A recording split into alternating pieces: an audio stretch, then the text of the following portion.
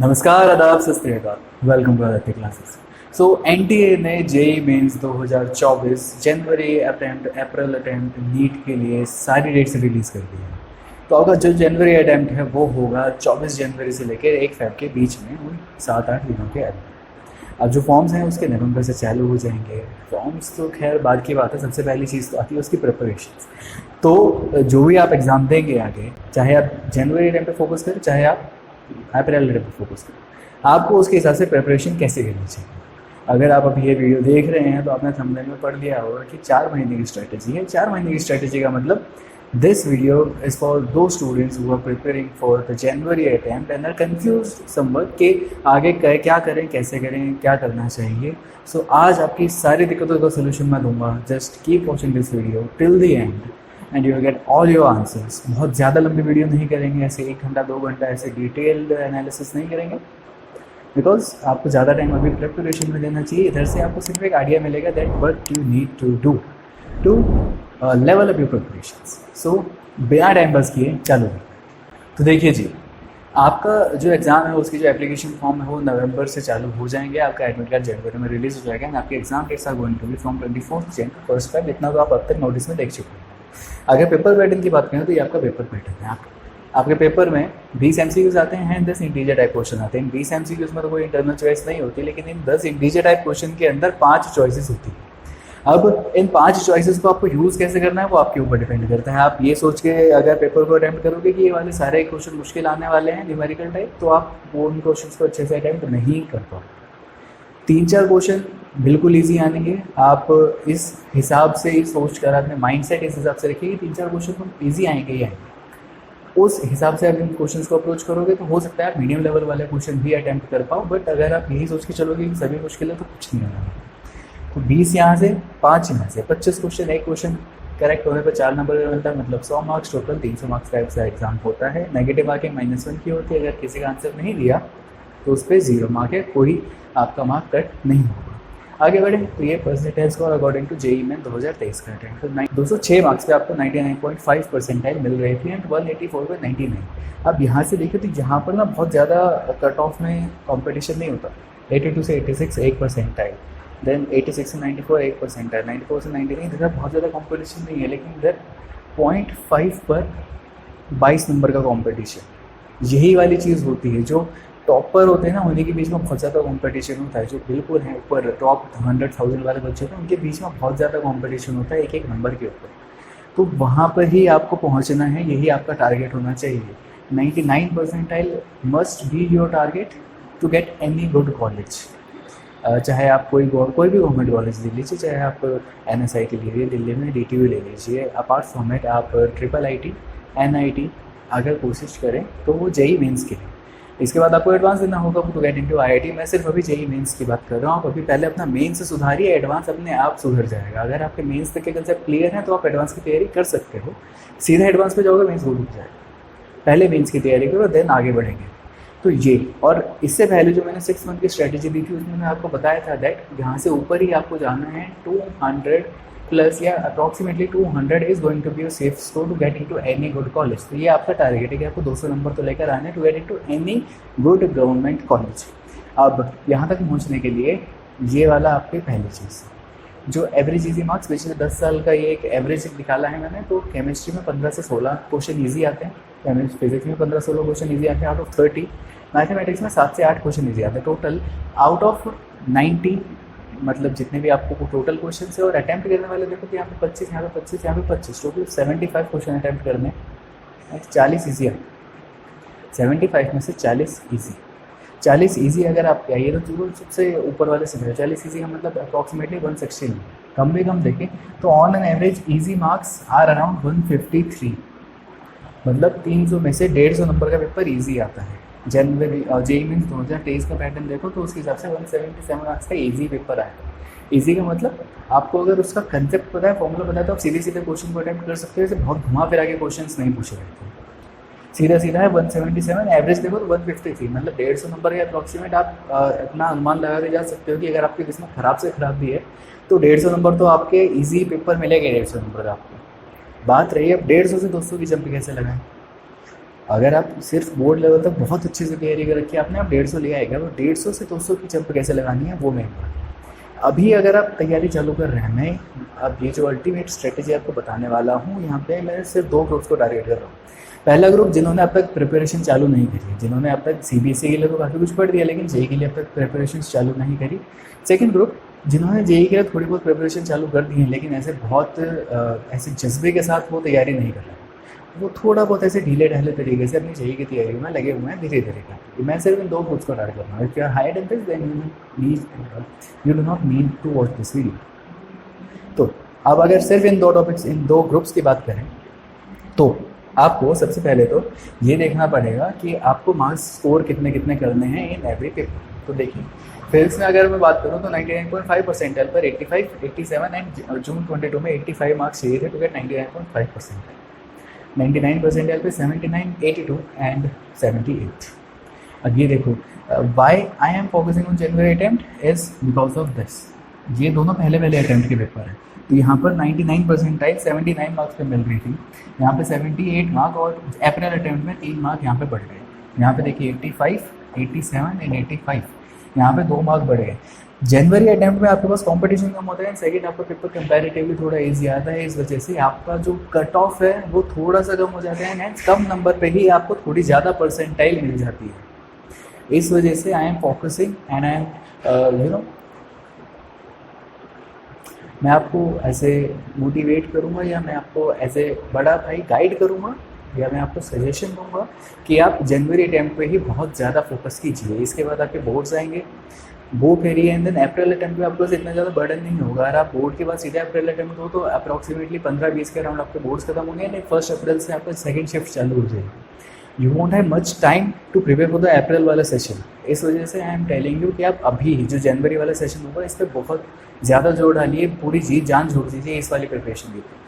अब यहाँ पर अगर देखें तो यहाँ पर 85, 87 तो 99.5 परसेंटाइल के लिए हम मान लेते हैं आपको अप्रॉक्सीमेटली 85 मार्क्स तो चाहिए। 85 मार्क्स कैसे आएंगे? अगर आप 1 मार्क्स के लिए 4 सही मिल रहे हैं और आप यहाँ पर 21 क्वेश्चन सही कर लो आउट ऑफ 30 तो आप 99.5 परसेंटाइल पे हो। अगर आप इधर भी कम भी चले जाएँ, हम 82 मार्क्स मान लें अप्रॉक्सीमेटली, तो भी आप मान लो आपको 20 क्वेश्चन आउट ऑफ 30 तो सही करने पड़ेंगे टू गेट 99 परसेंटाइल। आगे बढ़े केमिस्ट्री का देखें तो केमिस्ट्री में थोड़े कम हो जाते हैं, 70, 71, 77, 63, 65 एंड 70। अब देखो यहाँ पर ये भी फर्स्ट अटैम्प्ट था, ये भी फर्स्ट अटैम्प्ट था, लेकिन यहाँ पर थोड़ा ज़्यादा है। क्यों? क्योंकि एक्सेप्शन है, केमिस्ट्री में तो एक्सेप्शन आते ही आते हैं। बट यहाँ पर हुआ क्या था, एक्चुअली जो जून 22 का पेपर था वो काफ़ी ईजी आया था कंपेरेटिवली, इस वजह से वहाँ पर कट ऑफ ज़्यादा थे। तो आप अप्रॉक्सीमेट देखो तो यहाँ पर 70, 71 एंड 77। और ये हमेशा ही होगा, अगर पेपर इजी आएगा तो कट ऑफ थोड़ी सी बढ़ जाएगी, पेपर मुश्किल आएगा तो कट ऑफ थोड़ी सी कम हो जाएगी। आपके जितने भी सेशंस बन रहे हैं हर एक सेशन में एक ही जैसा पेपर तो आता नहीं, हर एक सेशन में अलग अलग पेपर आता है, सब में अलग अलग क्वेश्चन होते हैं। इसमें कभी कोई पेपर काफ़ी इजी बन जाता है, कभी कोई पेपर काफ़ी मुश्किल हो जाता है। अगर आपके सेशन का या आपकी शिफ्ट का पेपर काफ़ी मुश्किल आया है तो आपकी कट ऑफ कम हो जाएगी नेचुरली, एंड अगर आपका पेपर काफ़ी ईजी आए तो आपकी कट ऑफ बढ़ जाएगी। नॉर्मल वैसे ही पेपर आते हैं, बट इन केस ऐसा हो जाए तो आपकी कट ऑफ वेरी करती रहती है एंड नॉर्मलाइज स्कोर एक आता है, उसके हिसाब से आपकी कट ऑफ डिसाइड होती है। तो यहाँ पर आप देखें तो 70, 71, इधर अप्रॉक्सीमेटली 99.5 परसेंटाइल के लिए हम 70 मार्क्स मान लेते हैं आउट ऑफ 100। तो इसके लिए आपको अप्रॉक्सीमेटली 17 क्वेश्चन अटेम्प्ट करने पड़ेंगे आउट ऑफ 30, राइट। तो आगे बढ़ें और 17 आगे ही बढ़ जाते हैं, एक ज़्यादा 18 क्वेश्चन अटेम्प्ट करेंगे। मैथमेटिक्स में आ जाए तो 99.5 परसेंटाइल 56 मार्क्स, 60 मार्क्स है, 61 मार्क्स। 56 मार्क्स में सारे टॉपर्स की बात कर रहा हूँ। अगर आप 99 पे फोकस करो तो 99 पे और 50 के आसपास आ जाता है। 50 मार्क्स का मतलब आधा, बिल्कुल 50 आउट ऑफ 100, बिल्कुल आधे नंबर आपको चाहिए। आधे नंबर का मतलब आपको सिर्फ 12 या 13 क्वेश्चन अटेम्प्ट करने हैं to get out of 30 to get 99 percentile. 99 percentile का अगर है, बट ये चीज़ आप याद रखो कि अगर आप ये जो क्वेश्चन, मैं नंबर ऑफ क्वेश्चंस बता रहा हूँ, इसके अकॉर्डिंग आपको सारे के सारे बिल्कुल एकदम सही करने पड़ेंगे, तब आपके मार्क्स आ रहे हैं। गलत सही मिला के नहीं आएगा। तो you have to increase your efficiency in whatever chapters you are doing. आपको उन चैप्टर पर कुछ चैप्टर पर फोकस करना है, लेकिन ऐसे करना है कि आप वो सारे चैप्टर्स एकदम अच्छे से करो। अगर मैं आपको चैप्टर की लिस्ट बनाऊंगा, अब यहाँ पर सिलेक्शन ऑफ चैप्टर्स है second most necessary thing to prepare for the exam. अब चैप्टर की लिस्ट देखो तो ये चैप्टर की लिस्ट है, जो हाईएस्ट वेटेज वाले चैप्टर्स हैं वो सारे चैप्टर्स हैं यहाँ पर। अब इसमें देखो आप तो केमिस्ट्री से चालू करें तो SP block, coordination, electrochemistry, GOC, environmental chemistry, chemistry level, aldehyde, ये वाले जो चैप्टर्स हैं ना, इनसे लगभग 2 क्वेश्चंस आ रहे हैं हर बार। ये ट्रेंड है। देखो आप कोई कई सारे वीडियोस आपको इंटरनेट पे यूट्यूब पे मिल जाएंगे जो आपको इसके प्रिपरेशन के बारे में बता रहे हैं, आपको हाईएस्ट वेटेज वाले चैप्टर्स दे रहे हैं, वो बता रहे हैं कि इतना परसेंटेज क्वेश्चन से आता है, इतना परसेंटेज इस क्वेश्चन से आता है, आप ये करो, आप ये करो। Don't go with that. Reason कि आप अगर उस परसेंटेज पे देखो तो भाई परसेंटेज हर साल चेंज होती है। वो आपको पिछले 10 साल या 5 साल का डेटा तो दिखाएंगे, बट वो आपको एक एवरेज दे देंगे। अगर आप उस पूरे डेटा को स्टडी करो तो क्या होता है, कई बार जैसे आप अगर जाएं, आप किसी भी एक रैंडम चैप्टर में उठा लेते हैं, जैसे कि अगर मैं बात करूं मैथमेटिक्स में रिलेशन एंड फंक्शन, तो relation and function and set, ये तीनों चैप्टर कंबाइंड वेटेज में आने चाहिए। बट जो सेट एंड रिलेशन है वो हमेशा कम आ रहा है, और कुछ टाइम से भी पिछले 2 या 3 शिफ्ट से या सेशंस से फंक्शंस की वेटेज को बढ़ा दिया गया। उससे पहले तो फंक्शन की वेटेज कम थी, क्या पता आगे भी फंक्शन की वेटेज कम हो जाए, because we don't not know कि एग्जैक्टली पेपर कैसा आएगा। आप एक अप्रॉक्सीमेट डेटा ले सकते हैं वहाँ से, लेकिन एग्जैक्ट सिर्फ उसी चीज़ को देख के चलो तो वो आपके काम नहीं आना है। अब लाइक मैथमेटिक्स में 3D बहुत ज़्यादा आ रहा है, अगर आपकी शिफ्ट में काम हो गया तो आप क्या करोगे?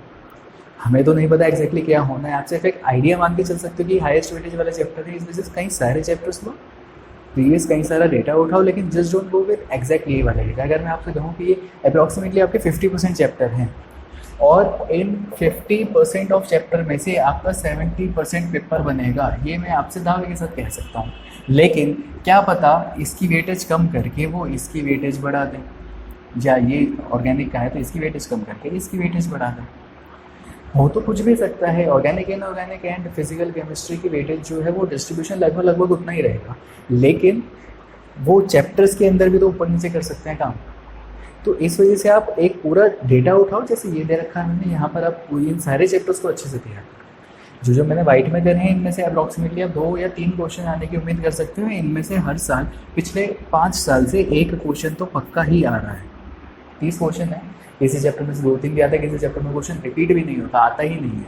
तो इनमें से तो हर बार क्वेश्चन आ ही रहा है, इस वजह से मैंने ये चैप्टर्स इंक्लूड करे हैं। सेम विद फिजिक्स, यहाँ पर इन 5 में से लगभग 2 से 3 क्वेश्चन हर बार आ रहे हैं, और बाकी बचे इनमें एक क्वेश्चन तो हर बार आता ही आता है पक्का। सेम विद मैथमेटिक्स, अब यहाँ पर तो क्वेश्चन 50% से भी कम, ज़्यादा जो पार्ट है आपका इसमें से आता है। इन पूरे 7 चैप्टर से मिला के आप देखो तो आपका 50% पेपर बनेगा। आप मेरे से लिखवा के ले लो ये बात, इन सब चैप्टर में से आपका 50% पेपर बनेगा, and then this and approximately 50% obviously. तो आप एक रेंज लो मेरे से, तो मैं कहूँगा 40 to 50% पेपर आपका इन 7 चैप्टर में से आए। पक्की बात है, आप चाहे पेपर के बाद ये वीडियो उठा के देख लेना, कमेंट कर देना इसके बच्चे कि ऐसा नहीं हुआ तो। एंड बच्चे ये वाले चैप्टर इनमें से एक क्वेश्चन तो हर बार आ ही रहा है। अब ट्रिग्नोमेट्री बहुत ज़्यादा ज़रूरी नहीं है, लेकिन ट्रिग्नोमेट्री एक ऐसा चैप्टर है जो लिंक करता है। लिंक क्या करता है? वो इन्वर्स ट्रिग्नोमेट्री में काम आता है, वो आपकी डिफरेंशिएशन के अंदर काम आता है, वो आपकी इंटीग्रेशन में काम आता है। तो इस वजह से trigonometry becomes essential. Direct trigonometry से कोई क्वेश्चन नहीं पूछा जाता। सिमिलरली अगर हम परम्यूटेशन कॉम्बिनेशन की बात करें, वो भी ज़रूरी इसीलिए है क्योंकि डायरेक्ट परम्यूटेशन कॉम्बिनेशन से क्वेश्चन ना आए, हो सकता है, लेकिन ये वाला चैप्टर आगे कई सारे चैप्टर्स लाइक प्रोबेबिलिटी उनके अंदर यूज़ होता है। इस वजह से PNC is very useful and necessary for you to cover. तो आप इन सारे चैप्टर्स को आप देख लीजिए, और ये वाले चैप्टर्स आपको प्रिपेयर करते हैं। इस टाइम पर आप सारे के सारे चीज़ें पढ़ो तो वो पॉसिबल नहीं है। आप एक लिमिटेड कंटेंट पढ़ो, एंड हेंस आप उसको इतना अच्छा करो कि इनमें से लाइक मैंने यहाँ पर टोटल 14, 13, 27 एंड 11 38 चैप्टर्स आपको तीनों सब्जेक्ट के मिला के दे दिया। आप इन सारे के अंदर से आप 38 में तो भले ही 35 करो, लेकिन ऐसे करो कि वो 35 में से आपका एक भी सवाल JEE मेंस लेवल तक गलत ना हो। इस तरीके से आपको प्रिपरेशन करनी है। आगे बढ़े तो लिंकेज वाले चैप्टर जो कहीं ना कहीं 11th के अंदर जो 12th में भी काम आते हैं, ये वाले इसके केमिस्ट्री के एंड ये वाले मैथ के। फिजिक्स से कोई ऐसा चैप्टर है ही नहीं। फिजिक्स में 11th में मैकेनिक्स है, 12th के अंदर electrodynamics and optics and modern physics, जो कि लिंकेज कहीं बैठता ही नहीं इनका। केमिस्ट्री में ये वाले चैप्टर जो 12th में कहीं ना कहीं काम आते हैं, मैथमेटिक्स में ये वाले चैप्टर जो 12th में कहीं ना कहीं काम आते हैं। These are secondary. अगर आप पहले उनको कवर कर चुके जो मैंने इससे पहले बताया आपको, तो आप इन पर आ सकते हैं। आगे बढ़े तो मॉक टेस्ट से कोई एक्सक्यूज नहीं करना। मॉक टेस्ट आपकी तैयारी का आपको एक क्लियर पिक्चर दिखाते हैं कि आपने कितनी तैयारी कर ली है। अभी अगर आप मॉक टेस्ट दोगे, आपकी तैयारी नहीं है, आपके काफ़ी कम नंबर आएंगे, लेकिन जैसे जैसे आप तैयारी करते जाओ, आप लगातार मॉक टेस्ट देते जाओ, महीने में एक बार, 15 दिन में एक बार, हफ्ते में एक बार आप लगातार टेस्ट देते जाओ, सो दैट आपको ये अंदाज़ा रहे कि मेरा कौन सा चैप्टर वीक है, कौन सा चैप्टर स्ट्रॉन्ग है, मेरे को मेरी तैयारी कितनी अच्छे से चल रही है। मॉक टेस्ट के लिए अगर मैं आपसे कहूँ तो मॉक टेस्ट हम एक पूरी सीरीज़ लेकर आ रहे हैं फ्री मॉक टेस्ट की अपनी वेबसाइट पर soon with in a month. और जैसे आपकी तैयारी यहाँ से एक अच्छे लेवल पर होने लग जाएंगी, वैसे ही मैं आपके लिए अपनी वेबसाइट adityaClasses.com पर वहाँ पर आपके लिए फ्री मॉक टेस्ट लॉन्च कर दूँगा। मॉक टेस्ट हमने जो प्रिपेयर करे हैं वो कुछ लेवल्स में डिस्ट्रीब्यूट कर रखे हैं जिस हिसाब से हम पढ़ाते हैं।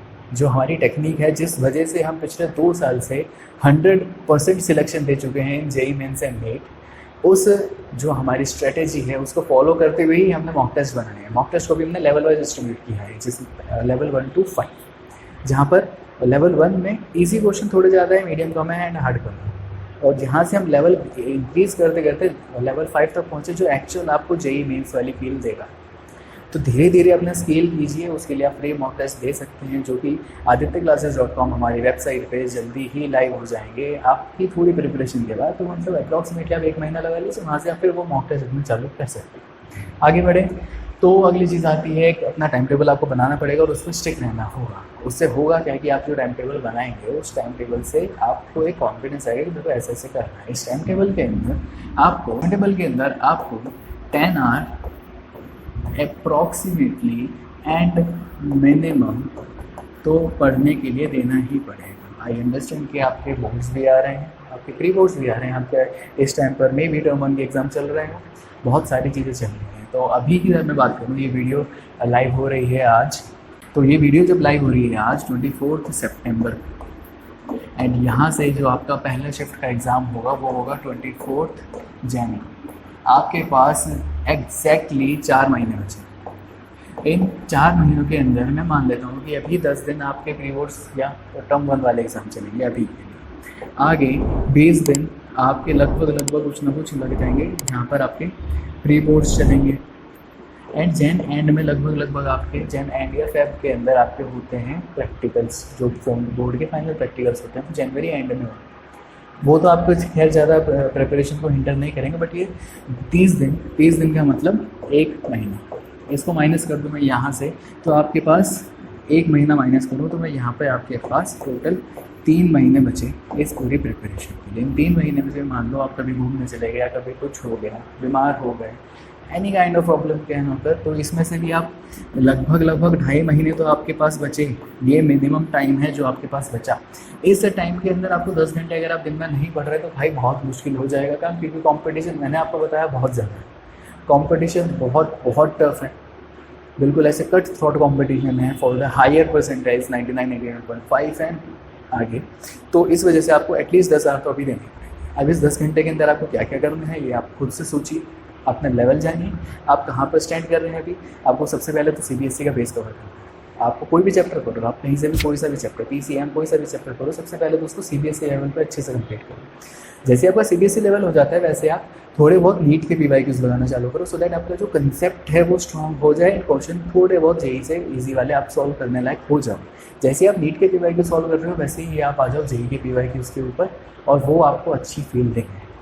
आगे बढ़ें तो अपने बैकलॉग्स को अपनी एक्स की तरह मानो और उससे मूव ऑन कर दो। मूव ऑन करना इज़ द वे, आप उस पर स्टिक नहीं रह सकते, आप सिर्फ हमेशा डाउन जाते रहेंगे। आप ये सोचो कि मेरे इतने चैप्टर रह रहे हैं तो भाई वो रह रहे हैं, छोड़ दो, कोई बात नहीं, आगे बढ़ो।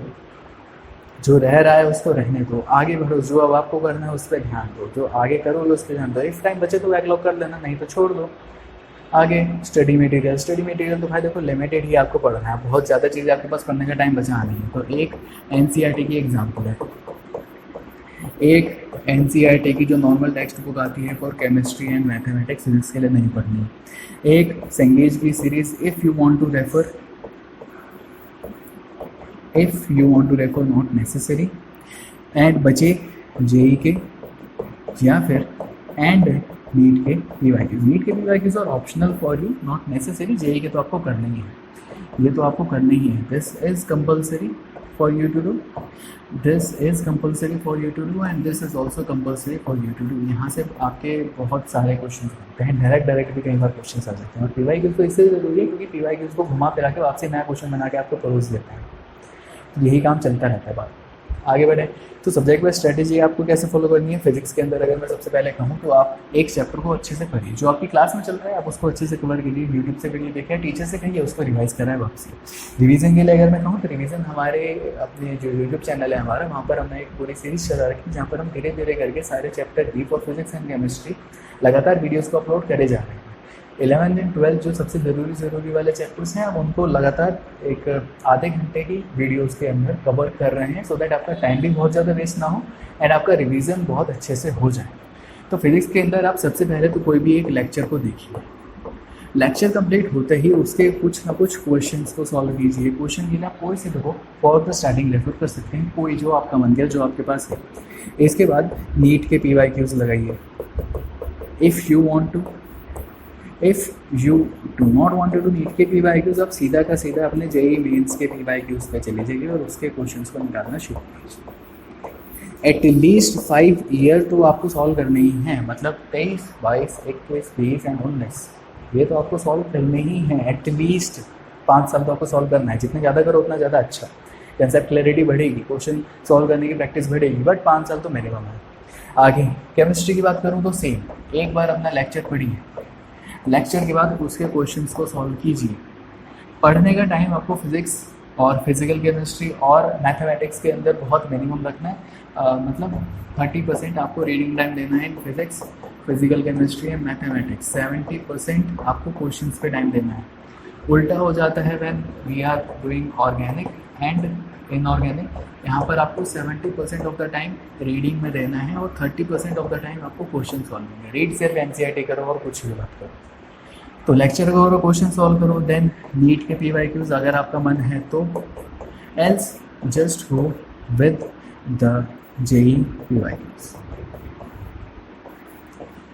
कोई सी बुक आप रेफर कर सकते हो। मैथ में सेम, आप चाहो तो RD के पीछे ऑब्जेक्टिव होते हैं वो कर, नहीं तो सीधा RD शर्मा की जो ऑब्जेक्टिव मैथमेटिक्स की बुक है उसको उठा लीजिए। देन आप आ जाइए JEE के PYQs करने। मैथ से आप बहुत ज़्यादा उम्मीद अपने आप से मत रखिए, मैथ में टॉपर्स के भी 50 मार्क्स ही आते हैं। तो आपका मेन जो टारगेट होना चाहिए वो फिजिक्स और केमिस्ट्री पे होना चाहिए। सिर्फ हमारी जो रिवीजन सीरीज चल रही है आप उस पर फोकस कीजिए, फ्रॉम बेसिक टू एडवांस सारी चीज़ें कवर हो जाएंगी, बस आप उसको फॉलो कीजिए। क्वेश्चंस भी हम वीडियो के अंदर साथ साथ करवाते ही रहते हैं, तो आप बस उसको फॉलो कीजिए एंड देन अपने इस हिसाब से आगे क्वेश्चंस पे आ जाइए। So that's it for today's video. I hope आपको सारी चीज़ें अच्छे से समझ आई होंगी, तो आपको अच्छे से क्लैरिटी आ गई होगी कि आपको एग्जैक्टली क्या पाथ फॉलो करना है टू गेट 99 और higher percentile in the JEE mains first attempt. आपको ये भी चीज़ अच्छे से समझ आ गई होगी कि आपको फर्स्ट अटैम्प्ट देना क्यों ज़रूरी है, and mock test and the revision series वो तो हमारे पास अवेलेबल है। तो keep getting updates about our latest videos. आप हमारी रिवीजन सीरीज से जुड़ने के लिए लगातार वीडियोज़ हम अपलोड करते रहते हैं। डेली एक ना एक वीडियो हमारे चैनल पे आती है, बी इट इज़ शॉर्ट और ए लॉन्ग वीडियो। आपकी कंसेप्ट क्लैरिटी के लिए we are working continuously, so keep subscribe to our channel, like this video if it is helpful to you, press the bell icon to get the latest update about our videos. All the best for your exams. Thank you.